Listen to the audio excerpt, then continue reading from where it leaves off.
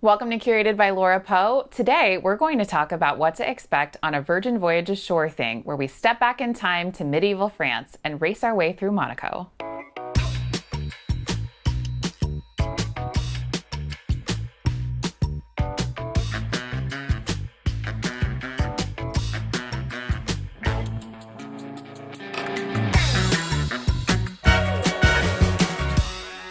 Hi friends, I'm your host Laura Poe, and I curate all the need-to-know details so you can make the most of your travels. Like many other aspects of cruising, Virgin Voyages has given their excursions a unique name: shore things.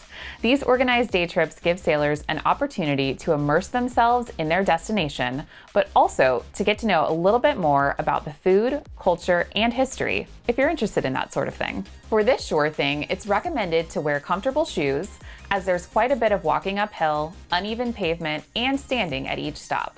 Sailors should also bring cash, preferably euros, in order to purchase food and gifts. There'll be an opportunity to eat lunch, though it is not included. If your plans change and you need to cancel, please check the cancellation policy regarding your specific shore thing, as details may vary. After first debating with your party at breakfast over the proper pronunciation of can, you'll meet at the Shore Things desk, located on Deck 7 midship, at the designated time. They will give you a number for the group, and they will lead you ashore together via a short tender. Although it felt a little rocky going in at first, things smoothed out and we docked in less than 30 minutes. Once there, we found the bus that had our corresponding group number and boarded. The buses were all very nice, and the air conditioning inside was very cold, so if you're someone who gets cold easily, you may want to bring a hoodie or a light jacket for the bus specifically. However, after being out in the sun, walking around and touring, that cold AC is an absolute savior.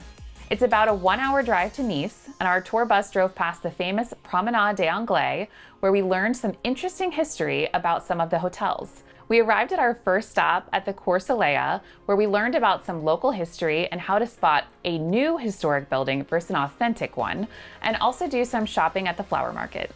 The street vendors were very friendly and the products looked amazing. There are things like fresh produce, sandwiches, and of course, flowers. We were encouraged to seek out a local food called Socca, which is a flat pancake made out of chickpeas. Most of the market vendors that sold Socca were, like us, on vacation, but we found a pizza place that sold it and we're excited to be able to try it. It was very good, but make sure you keep something to drink on hand because it can be a little dry.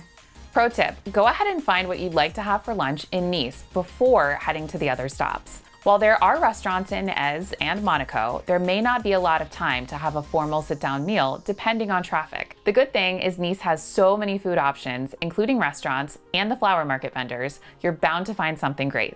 After hurrying back to the bus so we wouldn't be late, we started the journey to the medieval town of Éze. It's about a 30-minute drive from Nice to Éze, but we still had time to make a quick stop at a cliffside overlook to capture photos and take in the views. We arrived at the base of a tall hillside town and began walking up the steep incline.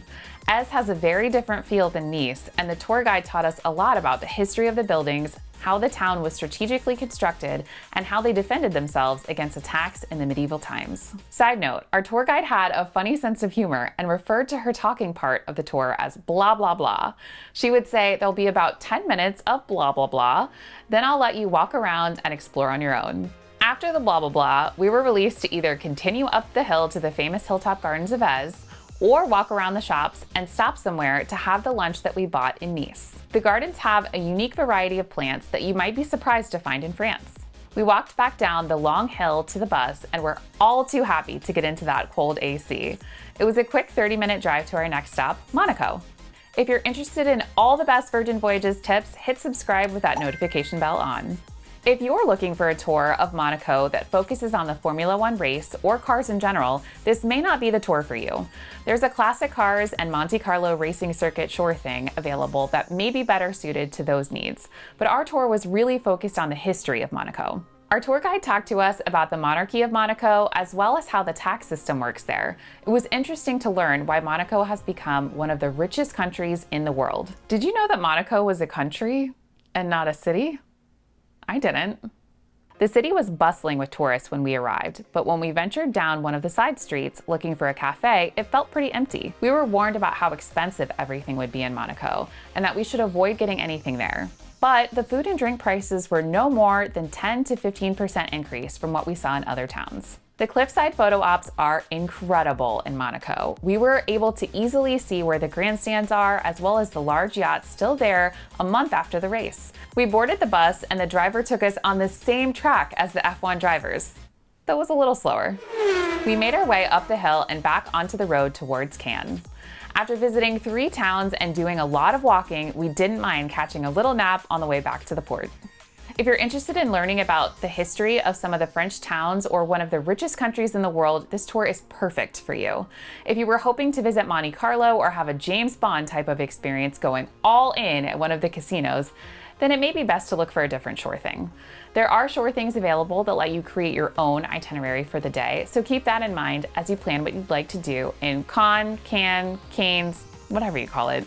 All right, so are you ready to set sail? If you haven't booked yet, I've got the best offer available and I'd love to help get you on board. Drop me a line at curatedbylaurapoe.com.